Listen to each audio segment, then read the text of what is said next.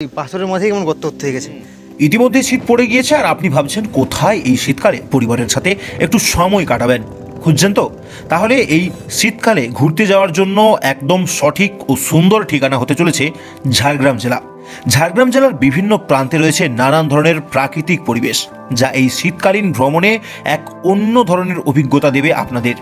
চলতি বছর দুইবার ঝাড়গ্রাম জেলার বিভিন্ন প্রান্তে ভ্রমণের সুযোগ হয়েছে। তালিকায় রয়েছে বেশ কিছু জায়গা, তবে ভ্রমণের জন্য শুধু এই জায়গাগুলিই নয়, রয়েছে আরও অনেক জায়গা, রয়েছে অনেক ইতিহাস।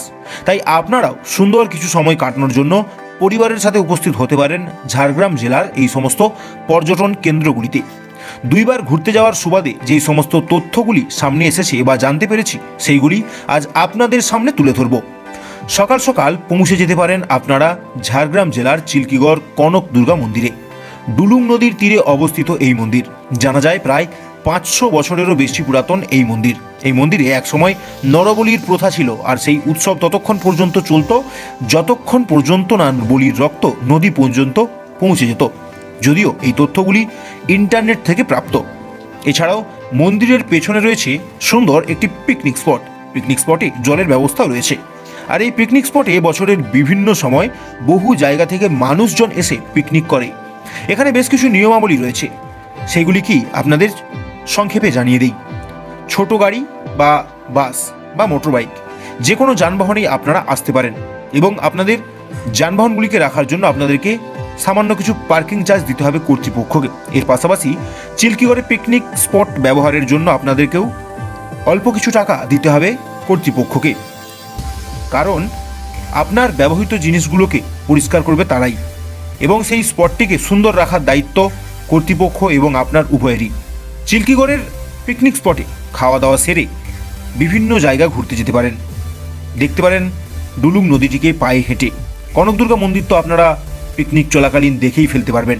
এরপরে কনক দুর্গা মন্দির থেকে বেরিয়ে অর্থাৎ ডান দিকে চিল্কিগড় রাজবাড়ি, সেখানে যাওয়ার সময়ই নদীর উপর অবস্থিত একটি ছোট্ট ব্রিজ, যেটি দেখলেই ইচ্ছে হবে গাড়ি থেকে নেমে তার ওপর দাঁড়িয়ে একটু ছবি তুলে নেই, এতটাই সুন্দর সেখানকার পরিবেশ। এরপরে সোজা পৌঁছে যাবেন চিল্কিগড় রাজবাড়িতে। রাজবাড়ি দেখার পরে আপনারা পৌঁছে যেতে পারেন ঝাড়গ্রাম জেলার বেলপাহাড়ি এলাকায় বা ঝাড়গ্রাম জেলার চিড়িয়াখানা, যেটি ঝাড়গ্রাম ডিয়ার পার্ক নামে পরিচিত। যদিও লকডাউনের পর সেই চিড়িয়াখানা নবরূপে সেজে উঠেছে। চিড়িয়াখানার টিকিট কেটে প্রবেশ করবেন এবং বিভিন্ন ধরনের পশু পাখি দেখতে পাবেন। বেলপাহাড়িতে ঘুরতে গেলে বেলপাহাড়ির এলাকায় অনেকগুলো পর্যটন কেন্দ্র রয়েছে, যেগুলিতে নির্দিষ্ট কিছু কিলোমিটারের ব্যবধানেই আপনাদেরকে যেতে হবে। এর মধ্যে হাতে গোনা কয়েকটা পর্যটন কেন্দ্রেই গিয়েছিলাম, আর সেই পর্যটন কেন্দ্রে যাওয়ার পরে সেখানকার ভিডিওই আপনাদের সামনে তুলে ধরছি। প্রথমেই পৌঁছে গিয়েছিলাম ঘাগড়া জলপ্রপাত, যেখানে পাথরের বুক চিরে নদীতে গিয়ে জল মিশেছে, এবং পাশে রয়েছে একটি পিকনিক স্পট। যে পিকনিক স্পটে রান্না করার সময় সুন্দর ঝর্ণার আওয়াজ আপনাদের কানে পৌঁছে যাবে, যেখানে সপরিবারে রান্না খাওয়া করতে পারবেন। এবং বেশ কিছু স্থানীয় দোকান রয়েছে, যেই দোকানে আপনারা বিভিন্ন ধরনের জিনিসপত্রও কেনাকাটা করতে পারবেন। ঠিক তার কিছুটা দূরত্বেই রয়েছে তারা ফেনী ব্যারেজ, যেখানে এক প্রান্তে প্রচুর জল আটকে রাখা হয়েছে এবং অপর প্রান্তে আস্তে আস্তে সেই জল পড়ছে। এরপরে পৌঁছে গিয়েছিলাম গাররাসিনী পাহাড়ে, যেখানে রয়েছে একটি লেক ও পাহাড়, এবং পাহাড়ের উঁচুতে মন্দির, সাথে গুহা। তবে একদিনে যদি এত কিছু জায়গা ঘুরতে চান তাহলে হয়তো সম্ভব হবে না, কারণ আপনি এই শীতেও ক্লান্ত হয়ে পড়বেন। তাই হাতে সময় নিন, এবং সময় নিয়ে বেলপাহাড়ি বা ঝাড়গ্রাম যে কোনো জায়গার একটি হোমস্টেতে আশ্রয় নিন, এবং সেখান থেকে লোকাল কোনো গাইডের সহযোগিতায় সম্পূর্ণ জেলার বিভিন্ন প্রান্তে থাকা পর্যটন কেন্দ্রগুলোকে ঘুরে দেখুন। ধন্যবাদ। ভিডিও ভালো লাগলে অবশ্যই লাইক, কমেন্ট, শেয়ার করবেন।